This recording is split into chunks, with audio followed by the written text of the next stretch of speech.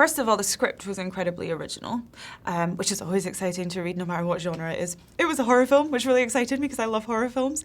And also there was a short version of Oculus that came out a few years ago that Mike Flanagan, the director, made. So I watched that and I was so impressed by it that I was immediately like, I have to work on this film.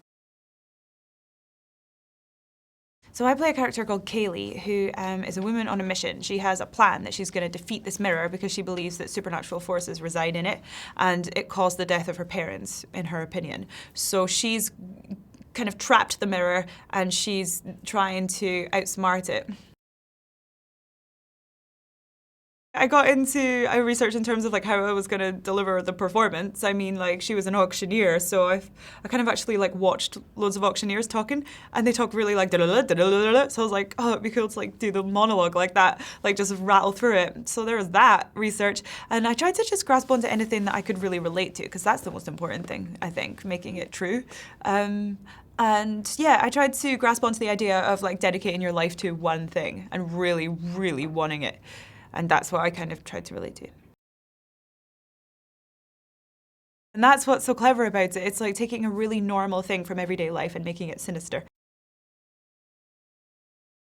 I always thought about the mirror as one of the lead characters. I feel like my character was going head to head with the villain of the film, which is essentially the mirror. And yeah, so that was cool to treat it like that. And also I feel like my character had such an emotional bond, an obsessiveness towards this thing. It was like a person.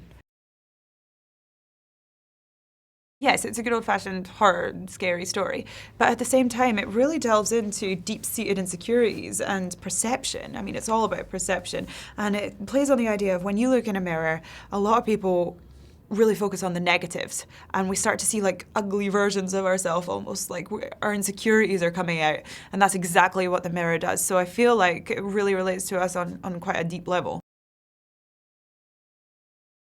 He has such a specific voice, I think, in all of his work. And I mean, it's kind of beautiful and sad and tragic. That's kind of his thing, and that definitely shines through in this film. And that makes it just so much creepier than a normal horror film because it's so beautiful.